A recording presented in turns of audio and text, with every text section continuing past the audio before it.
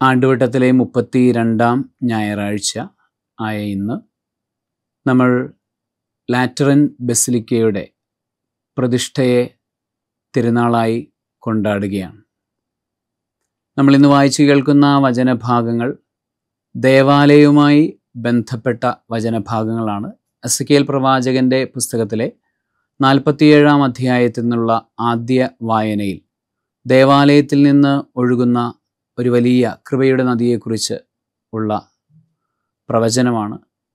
അതുപോലെ തന്നെ കൊറിന്തോസുകാർക്ക് എഴുതിയ 1-ാം ലേഖനത്തിൻ്റെ 3-ാം അധ്യായത്തിൽ നിന്നുള്ള ദൈവിക സൗധങ്ങളെക്കുറിച്ചുള്ള വിശുദ്ധ പൗലോസ് അപ്പോസ്തലൻ്റെ കാഴ്ചപ്പാടുകൾ നമ്മൾ വായിക്കുന്നു. അതോടൊപ്പം തന്നെ സുവിശേഷത്തിൽ യോഹന്നാൻ്റെ സുവിശേഷം 2-ാം അധ്യായത്തിൽ നിന്നുള്ള 13 മുതൽ 22 വരെ ഉള്ള വചനങ്ങൾ നമ്മൾ വായിക്കുന്നു. അവിടെ ദേവാലയ ശുദ്ധീകരണമാണ് വിഷയമാകുന്നത്. ദേവാലയത്തെ ഈശോ ശുദ്ധീകരിക്കുന്നു.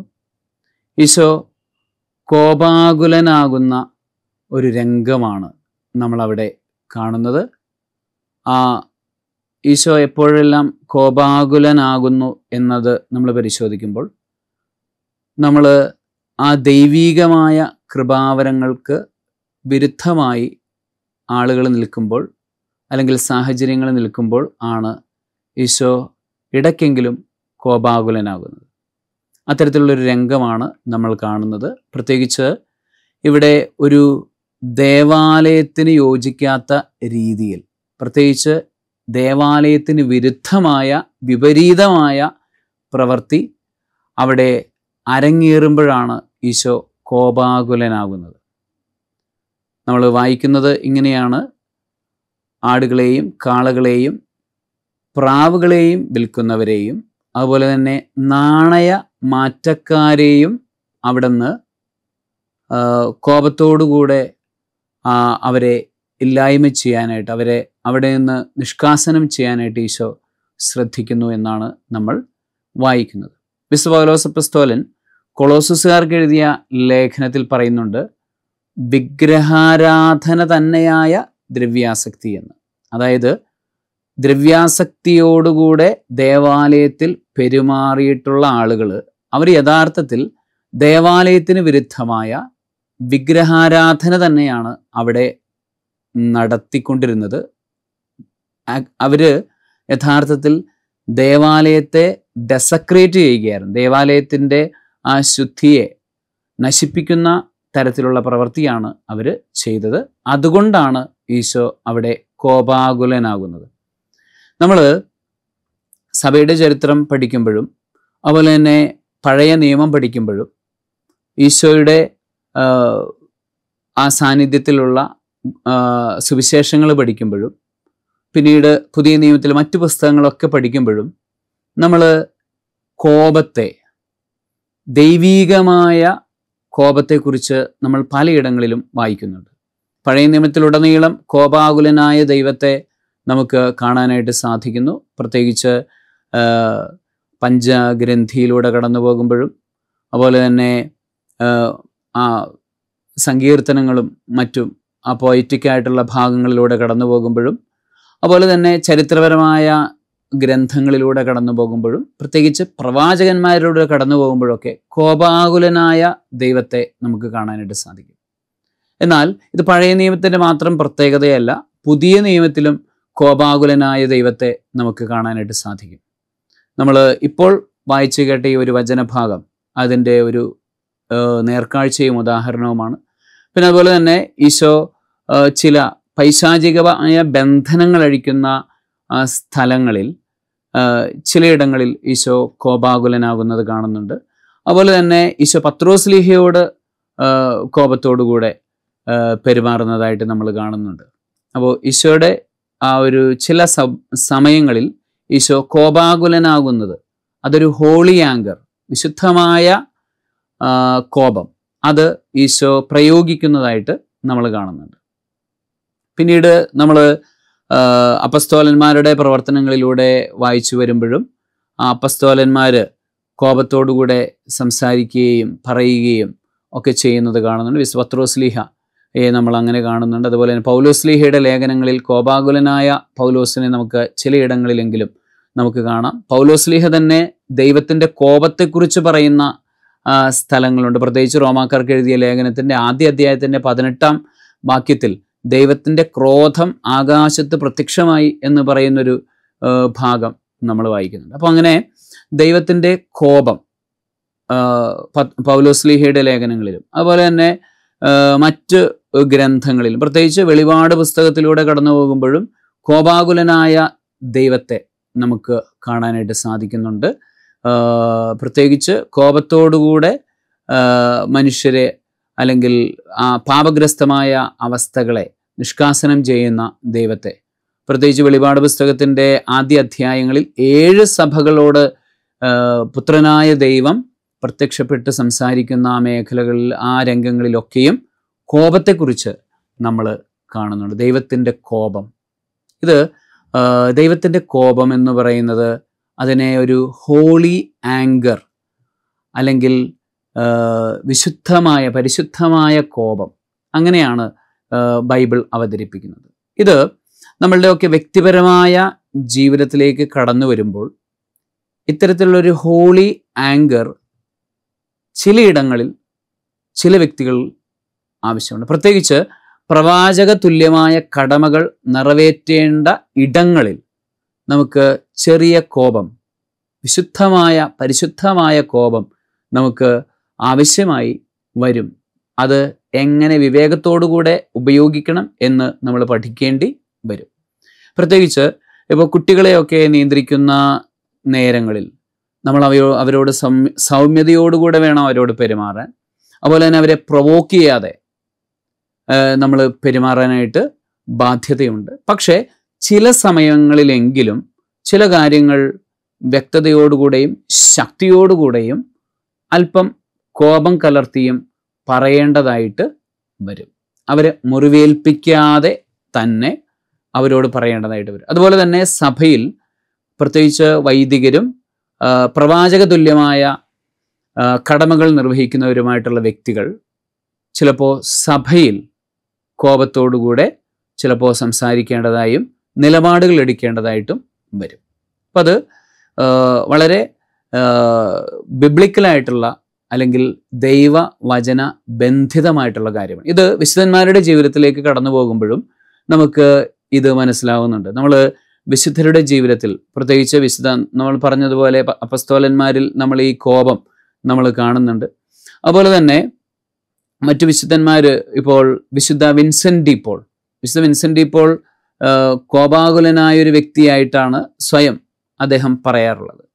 അതുപോലെ തന്നെ വിശുദ്ധ പാദ്രെ പിയോ, വിശുദ്ധ കാതറിൻ ഓഫ് സിയനയിലെ വിശുദ്ധ കാതറിൻ, അവൾ ഒരു ദേശത്തെ തന്നെ നിയന്ത്രിക്കാൻ കെൽപ്പുള്ള, സിയന എന്ന് പറയുന്ന പട്ടണത്തെ നിയന്ത്രിക്കാൻ കെൽപ്പുള്ള അത്രമാത്രം ശക്തിയുള്ളൊരു വിശുദ്ധയായിരുന്നു. അവളത് ജനപദങ്ങളെ നിയന്ത്രിക്കും വിധം ശക്തി, ഇടയ്ക്കൊക്കെ കോപമായിട്ടൊക്കെ വരുന്നത് അവളുടെ ജീവചരിത്രം വായിക്കുമ്പോൾ നമുക്ക് കാണാനായിട്ട് സാധിക്കുന്നുണ്ട്. അതുപോലെ തന്നെ വിശുദ്ധ ജെറോം, ബൈബിളിനെ വുൾഗാത്ത എന്ന പേരിൽ ലത്തീനിലേക്ക് ട്രാൻസ്ലേറ്റ് ചെയ്ത വിശുദ്ധനാണ്, അതിനെ ക്രോഡീകരിച്ച വിശുദ്ധനാണ് വിശുദ്ധ ജെറോം. അദ്ദേഹം ഒരു ആംഗ്രി സെയിൻറ്റ് ആയിരുന്നു എന്ന് അദ്ദേഹത്തിൻ്റെ ജീവചരിത്രം വായിക്കുമ്പോൾ നമ്മൾ അത്ഭുതത്തോടുകൂടെ നമ്മൾ മനസ്സിലാക്കുന്നുണ്ട്. പക്ഷേ ഇവിടെയൊക്കെ ഇങ്ങനെയൊക്കെ നമ്മൾ വിശുദ്ധന്മാരെ അവർ സ്വയം വിശേഷിപ്പിക്കുകയും അല്ലെങ്കിൽ അവരുടെ കൂടെയുള്ളവരൊക്കെ ആംഗ്രി സെയിൻസ് എന്നൊക്കെ പറഞ്ഞ് വിശേഷിപ്പിക്കുകയൊക്കെ ചെയ്യുമ്പോഴും നമ്മൾ മനസ്സിലാക്കേണ്ടതാണ് അവരിൽ സൗമ്യതയുണ്ടായിരുന്നു. ഇടയ്ക്കൊക്കെ അവർ ആ കോപത്തിന് വിധേയമാകുമായിരുന്നു. പക്ഷേ ഒരിക്കലും ദൈവികമായ സ്വഭാവം, യേശുവിൻ്റെ ശാന്തതയുടെ സ്വഭാവം അതവരുടെ ജീവിതത്തിൻ്റെ തന്നെ അധിക ഭാഗത്തിലും അത് അവരെ നിയന്ത്രിച്ചിരുന്നത് ആ ശാന്തമായ സ്വഭാവം തന്നെയാണ് എന്ന് നമ്മൾ മനസ്സിലാക്കേണ്ടിയിരിക്കുന്നു.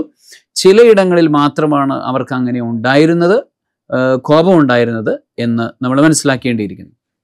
ഇപ്പോൾ വിശുദ്ധ വിൻസെൻ്റ് പോളിൻ്റെ തന്നെ കാര്യം പറയുമ്പോൾ അദ്ദേഹം പറയുന്നതാണ്, കർത്താവിൻ്റെ കൃപയില്ലായിരുന്നു എങ്കിൽ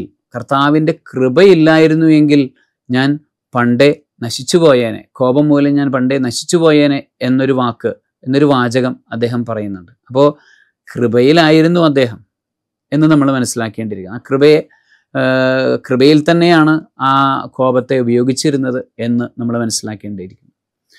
അപ്പോൾ നമ്മൾ ഇന്നത്തെ ഈ വചനഭാഗത്തിലേക്ക് നമ്മൾ വരുമ്പോൾ എങ്ങനെ കോപത്തെ വിവേകത്തോടുകൂടെ ഉപയോഗിക്കണം, എങ്ങനെ ആണ് ഈ ഹോളി ആങ്കർ എന്ന് പറയുന്ന വിശുദ്ധമായ ആ ഒരു കോപത്തെ എങ്ങനെയാണ് നമ്മൾ ഉപയോഗിക്കേണ്ടത് എന്ന് ഈശോ തന്നെ നമുക്ക് കാണിച്ചു തരുന്നുണ്ട്. വിശുദ്ധ യോഹന്നാൻ ശ്ലീഹ വളരെ ബുദ്ധിപൂർവമാണ് ആ വചനത്തിൽ എഴുതി വച്ചിരിക്കുന്നത്. ഇങ്ങനെയാണ്, അവിടുന്ന് ഈ നാണയമാറ്റക്കാരെയും അതുപോലെ തന്നെ പ്രാവുകളെയും കാളകളെയും ഒക്കെ വിൽക്കുന്നവരെയും ഒക്കെ കാണുമ്പോൾ അവിടുന്ന് പുറത്തുപോയി ചാട്ടവാറുണ്ടാക്കി അവരെ അടിച്ചു എന്നാണ്, അവരെ അടിച്ചു എന്നാണ് പറയുന്നത്. അതായത് ഇവരെയൊക്കെ കാണുമ്പോൾ ഈശോയ്ക്ക് പെട്ടെന്നൊരു കോപം അങ്ങോട്ട് തിളച്ച് വരികയും അവരോടൊക്കെ കണ്ണടച്ച് അങ്ങ് കോപിച്ച് എല്ലാവരെയും അങ്ങ് നിഷ്കാസനം ചെയ്യുകയുമല്ല ചെയ്യുന്നത്. അവിടുന്ന് അതിനു മുൻപ് ഒരു വലിയൊരു റിഫ്ലക്ഷനിലൂടെ കടന്നു പോകുന്നുണ്ട്, വലിയൊരു ധ്യാനത്തിലൂടെയും ചിന്തയിലൂടെയും കടന്നു പോകുന്നുണ്ട്. വ്യക്തമായ പദ്ധതി, ഒരു പ്രവർത്തനത്തിന് വേണ്ടിയുള്ള ഒരു പദ്ധതി അവിടുന്ന് മനസ്സിൽ തയ്യാറാക്കുന്നുണ്ട്. അതാണ് അവിടുന്ന് കയറ് തേടിപ്പോയി കയറുകൊണ്ട് ചാട്ടവാറുണ്ടാക്കി എന്നിട്ടാണ് അടിച്ചത്. അത്രയും സമയമെടുത്ത് അങ്ങനെ ചെയ്തിട്ടാണ് അവിടുന്ന് ആ ഒരു കോപത്തിൻ്റെ ഒരു ഉദ്ധീരണം അല്ലെങ്കിൽ ഒരു കോപത്തിൻ്റെ ഒരു പ്രകടനം അവിടുന്ന് അവിടെ കൊണ്ടുവരുന്നത്. അപ്പോൾ ഇത് തന്നെയാണ് നമ്മളും പഠിക്കേണ്ടത്. കോപം ചിലയിടങ്ങളിൽ ആവശ്യമാണ്. നമ്മളുടെയൊക്കെ ശാന്തമായ സ്വഭാവത്തിന് ഒരു മേമ്പൊടി എന്നോളം ചില കോപിക്കുന്ന ഒരു രീതി നമുക്ക് ആവശ്യമാണ്. പക്ഷേ അതെവിടെയൊക്കെയാണ് എങ്ങനെയൊക്കെയാണ് പ്രയോഗിക്കേണ്ടത് എന്ന് വ്യക്തമായ ധ്യാനത്തിന് ശേഷം മാത്രമേ പാടുള്ളൂ എന്ന് ഈശോ നമ്മളെ ഈ ഒരു വചനഭാഗത്ത് പഠിപ്പിക്കുകയാണ്. പ്രിയപ്പെട്ട സഹോദരങ്ങളെ, നമുക്ക് ചുറ്റുമുള്ള ദേവാലയങ്ങൾ, അത് നമ്മൾ തന്നെയാകാം, നമ്മളുടെ മക്കളാകാം, നമ്മളുടെ കൂടെയുള്ള വ്യക്തികളാകാം, തിരുസഭ തന്നെയാകാം, നമ്മളുടെ ദേവാലയങ്ങളാകാം, നമ്മളുടെ ഇടവകളാകാം, ഇടവക പള്ളികളാകാം.